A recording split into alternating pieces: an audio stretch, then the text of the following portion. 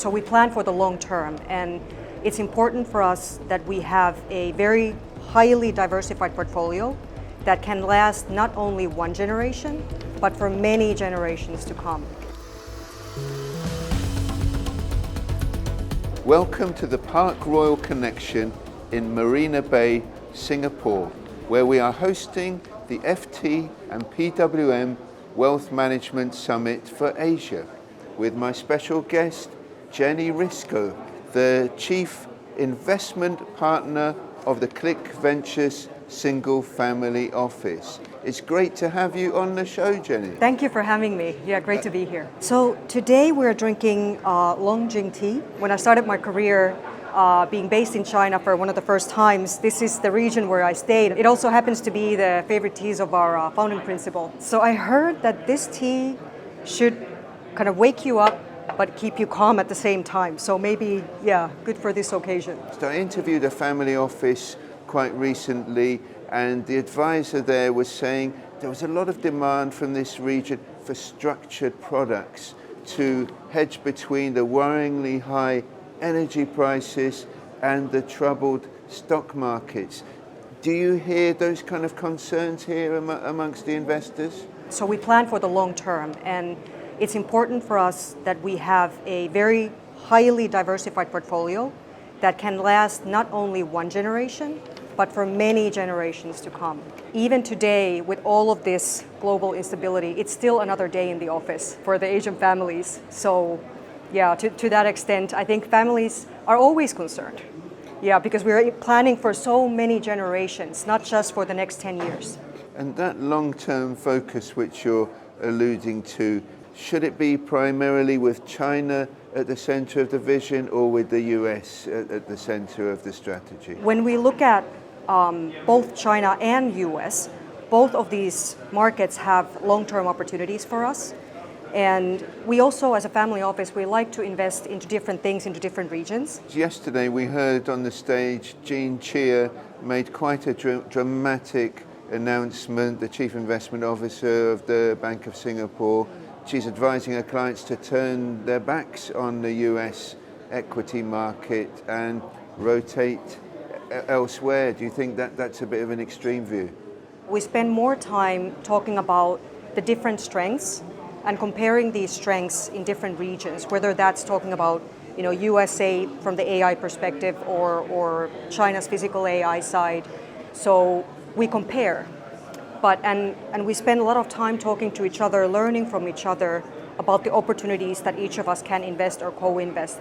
Particularly if you're a global investor, Singapore is an amazing hub because we have so many different cultures and people from all over in this city.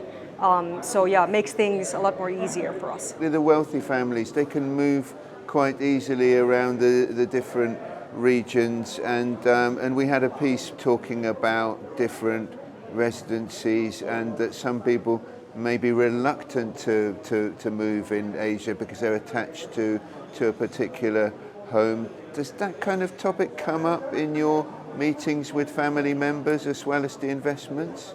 Especially when we look at not just this generation, but we are looking at many generations ahead. So we don't really know where, say, the families, the current kids, or maybe their grandkids, or the future generations, where do they want to work, where do they want to study. It's becoming very common for family offices to actually have not just one office, but multiple offices in different regions to keep these options open. Yeah, Singapore is a very safe and a global hub. It's a good addition to other offices they might have.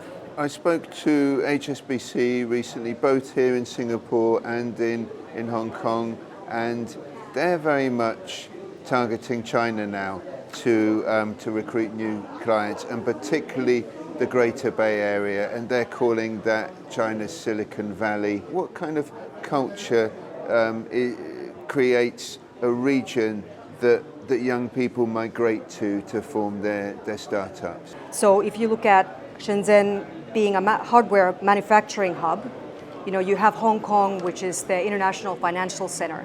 So you have access to elite talent, you have access to capital.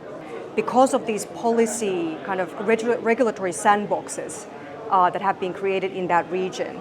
So these new sectors can experiment, and they can also, it helps them to commercialize. We had an opinion piece from Leila Khosrowawi. She's a ceramic artist and she manages the money for an American family. She had a meeting with a friend of hers for dinner, and he's a DJ and he DJs every night in all these New York clubs, as well as managing a portfolio of investments. Some of the families, there's too many plates for them to spin.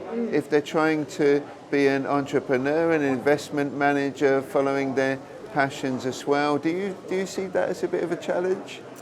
Well, personally, if I would have to choose between ceramics and DJing, I think I would rather go for maybe gaming. Right. Are Playing computer games. Are Yeah. you a keen gamer? Oh yeah, yeah. I'm a Right. geeky that way, but Right. And definitely. which is your favourite game? Civilization. Right. Yes. I don't know anything about these, but Yeah. I hear Apparently a my favorite of son's Elon Musk occasion- too. Right. Yeah. Right. But yeah. So, but that aside, in all seriousness, I think for families, the difference I think is everybody has passions, but if you are in a family office, you're part of that family, and actually your passion project, something that you are very interested in, it might actually turn into a new business. It might turn into an investment area and focus for the family. In the family office circles, we don't just talk about money and wealth preservation, but we also talk about legacy and what it means when you're not here anymore. What do you leave behind? And some of these families have actually turned their passion projects, including in nonprofit, in philanthropy, in impact, into something that is a core focus for their entire, across the operations and investments. Now when increasingly we have more and more AI and artificial intelligence kind of coming into our daily lives, hopefully this also means that we have more time. We have more time to experiment and get passionate about things. And then I think this is a great direction. I hope it happens. Will you be investing in the gaming industry yourself? If it would be up to me, yes.